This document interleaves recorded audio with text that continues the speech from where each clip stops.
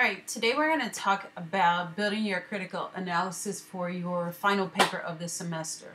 The first step in that is going to be, of course, to read each of these stories that you are considering writing over. You need to read those 2 stories or 3 stories thoroughly. You're then going to be asked to interpret and analyze the author's message and style within that story, right? So you're going to be asked to do 2 things, right?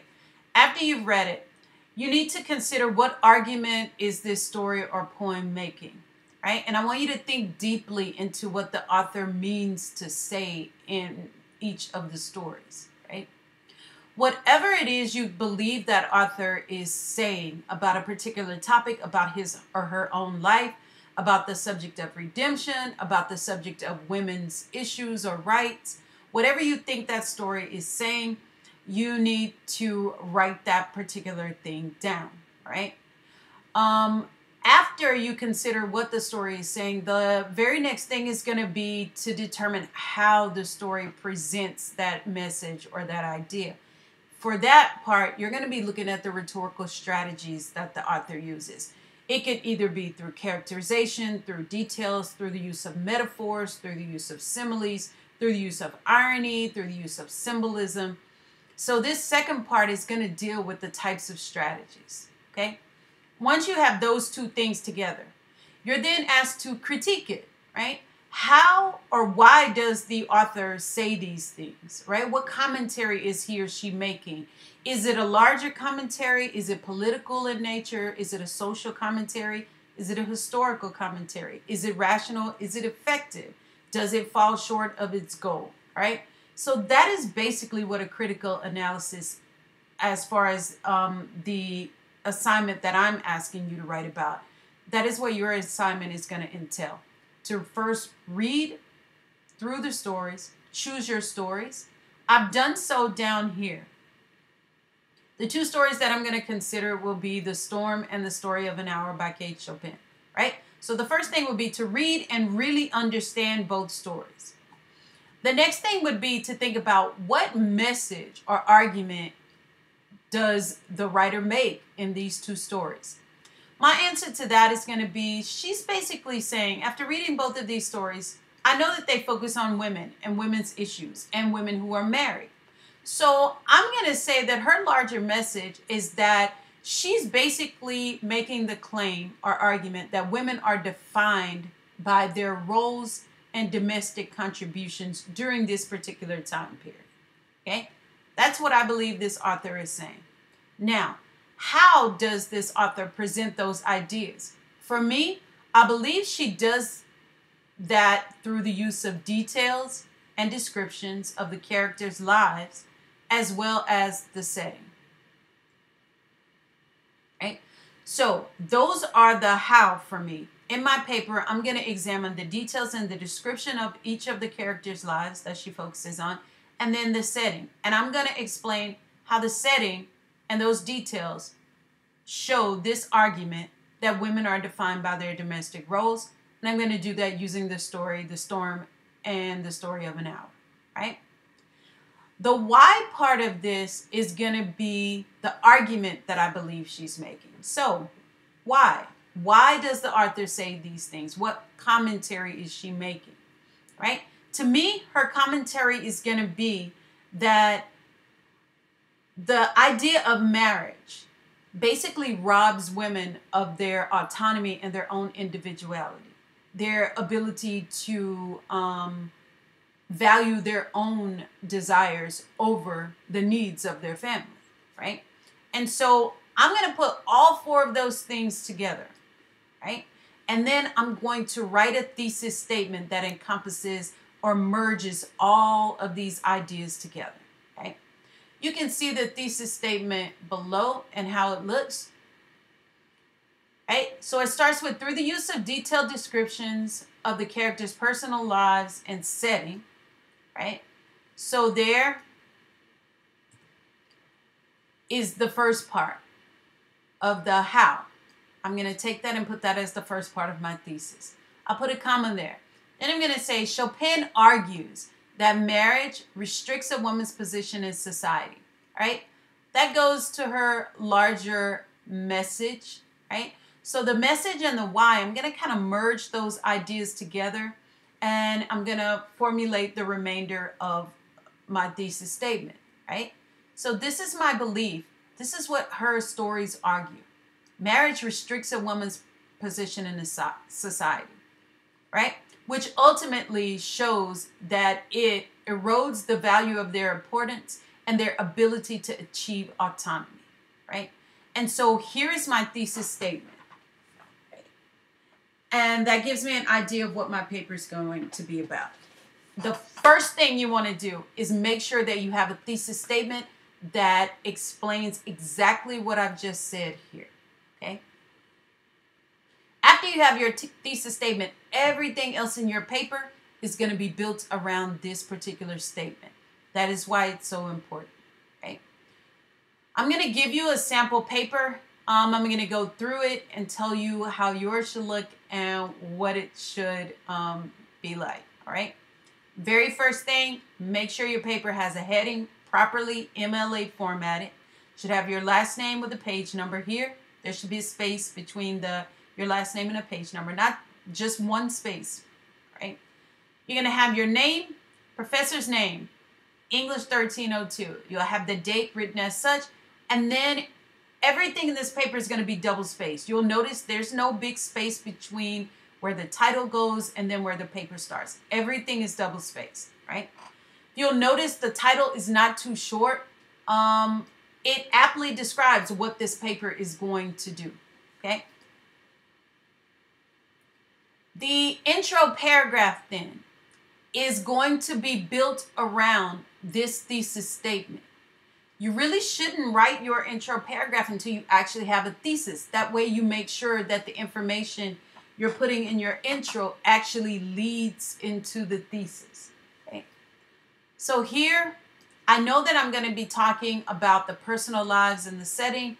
I know that I'm going to make the point that marriage restricts a woman's position in society.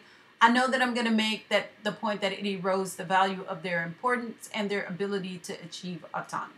Okay? So, for my intro paragraph, I'm going to start off with a broad statement here. Literature is often described as a mirror reflecting the social norms and values of a particular time period. That's broad enough to where now I can start to narrow my focus and introduce the stories and the author that I'm going to be examining. Your introductory paragraph should introduce each of the stories that you've chosen to write about. If you've chosen to write about 3 stories, then your introductory paragraph needs to give some background and summary of those stories, okay? Here, after this sentence, I'm going to begin my summary and background of an introduction of my stories. Through 2 short stories, The Storm and The Story of an Hour, Kate Chopin examines those expectations and values, right? What expectations and values? The ones that I mentioned in this first sentence here, okay? So this first sentence basically introduces an idea. This second sentence refers to that idea, but also introduces the text and gives some background information on the writer and what I'm going to be exploring, right? So it examines those expectations and values by critiquing the societal pressures and personal limitations of 2 women in the 19th century marriages, right? The Storm details the life of Calixta, the wife of Bobino and mother of 4-year-old Bibi, whose repressed sexual desires and passions explode during a chance meeting with a former love interest. Again, this is a short summary of the story, while The Story of an Hour captures the emotional journey of Louise Mallard, who struggles to hold on to, the freedom and autonomy gifted to her as a result of being newly widowed, right? So that particular sentence here serves as a summary of both sentences, right? Then I'm going to continue on with the background information. Chopin uses both stories. I'm going to tell the purpose of these stories and what message I believe it's revealing. Chopin uses both short stories for the purpose of revealing the everyday struggles women faced and the impact of living under an oppressive institution like marriage.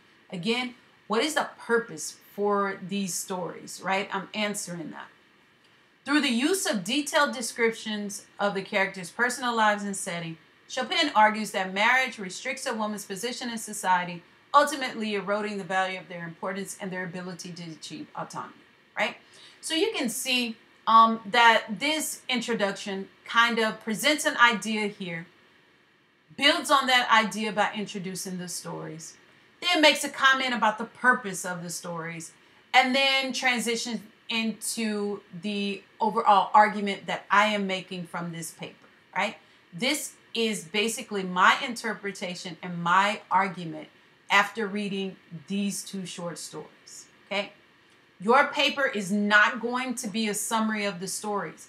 It is going to be an argument that you believe the stories make about some issue or some topic, right? Once you have your thesis, you should be able to then structure the rest of your paper according to this thesis. We're going to go over a sample paragraph and what it would look like according to the way that this thesis here is structured, right? If we look at this thesis, the first thing we're going to see is it mentions detailed descriptions of the characters' personal lives, right? Then your very first paragraphs should be over the detailed descriptions of the characters' personal lives, right? And what are we saying about this? Well, we're saying that through this use, Chopin argues that marriage restricts a woman's position in society and erodes the value of their importance and their ability to achieve autonomy. So, how does basically the detailed descriptions of the stories of their lives do that, right? The very first sentence should be an answer to that. It should support this thesis statement, right? Through the description of Calixta's and Louise's home life, right? This is basically the first point I'm making. Detailed description of the characters' personal lives, right? This whole thing here supports that idea. And so, how does it support that idea? It says Chopin reflects on the negative impact married women experience with regards to the social responsibility of caring for their households. You'll notice this sentence here directly relates to and supports some idea presented in this thesis statement, right? I'm talking about their position being restricted, their value and importance being eroded. So that is what this paragraph has to prove. The first paragraph that I do is going to be over the first story, the storm. And then the second paragraph that I do for this point here is going to be over the story of an hour. Okay? And so let's look at this paragraph and look at the way that it's put together.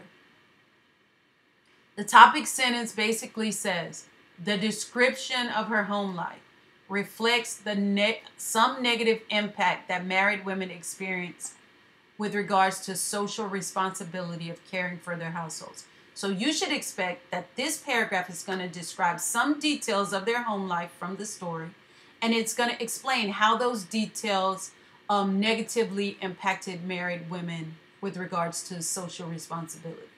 Okay? All right. Let's see if it does that. This paragraph starts with, the author depicts the ideal woman role model that must spend all their time caring for children and their husband, which dominates their role in society, right? That goes directly back to my topic sentence, which goes directly back to my thesis statement, okay? In Chopin's The Storm, the author admits that Calixta feels no uneasiness while she sews furiously on a sewing machine as the storm approaches, right? You'll notice because I mentioned the writer and the story here, I don't need to put it in the citation. I only need to put the page number that this comes from, okay? Once I put that quote there, now I need to connect it to this idea that I've introduced up here. The details or the description reflects some negative impact. What is that, right? Let's see. It is obvious to figure out that Calixta takes responsibility of all household chores such as sewing, drying clothes, and cooking without any help from her husband, which is evidenced in the nature of Bobineau's scolding of Bibi's soiled garments as he exclaims, "My, Bibi, what will your mama say?" Right? This gives credence to the notion that Calixta will have very little worrying or preoccupation with her own fears and safety during the storm, but be chiefly focused on her role as an over-scrupulous housewife, concerned with the outward appearance of Bibi and Bobineau. Right? In order to back up my points that I'm making here, right, is that because she's a wife and a mother, her responsibility, her major responsibility, is that she must put her family first before her own thoughts or feelings, even when it results in her safety being threatened, right? She has to put them first. That is the point that I'm making. I'm going to support my point by using an outside source from Samantha Curtis, who basically is saying the same thing that I'm saying, right? Here this quote says, Samantha Curtis affirms that this would come to define the possible options for women during this time period. She states, prior to World War I and the Industrial Revolution, women were primarily homemakers. The few jobs that were available to them were being a maid or a servant to a noble family, which entailed the same exact work ethic they applied when caring for their own families. So here I am using a quote to support my point that Calixta's major concern, because she's married, has to be her family and not be able to be focused on her own self or her own desires, right? I'm going to continue explaining that. This expectation of women pigeonholed them and limited their opportunities, not only in their opportunities for employment, but also with regards to their interactions within the family structure. Calixta becomes the epitome of the type of woman whose contribution lies within the sacrifices of her strength and time for her family, often giving little consideration for her own desires, ambitions, and even her own personal safety.